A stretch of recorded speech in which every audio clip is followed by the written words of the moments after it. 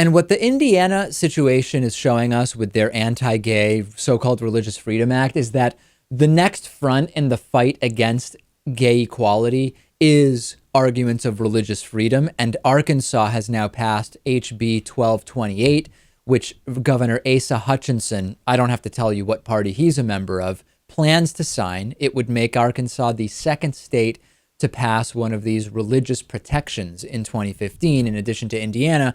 Isn't it so obvious what's going on, Lewis, that states initially wanted to just ban gay marriage as a thing? It's increasingly clear now that we have around 30 states that have legalized same-sex marriage, and whether it's in June or whether it's within a few years, the Supreme Court will likely issue some kind of a broad ruling saying states can't ban gay marriage.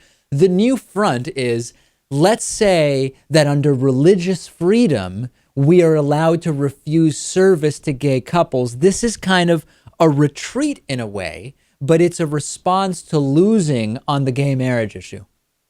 It is. It's the next step in the battle. And yeah, how far will this go before the Supreme Court or individual states have to say, well, now we need to protect LGBT people. You know, that needs to be a protected class. I think, does that follow?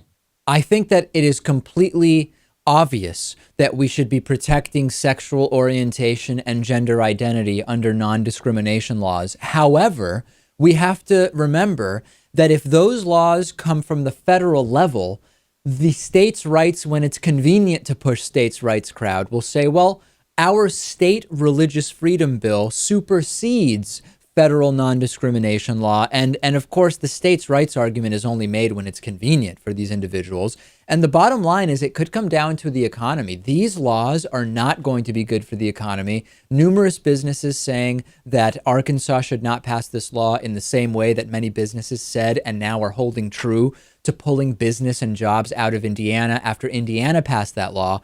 At best, these laws will have no impact on the economy, but increasingly it seems like they have the real potential to have a negative impact on state economies. It really could. Even Walmart said that that this, you know, that the Indiana bill should not be law. And yeah, who knows what the Republicans will say about the free market after stuff like that happens. Follow us on Twitter, twitter.com/David Pakman Show.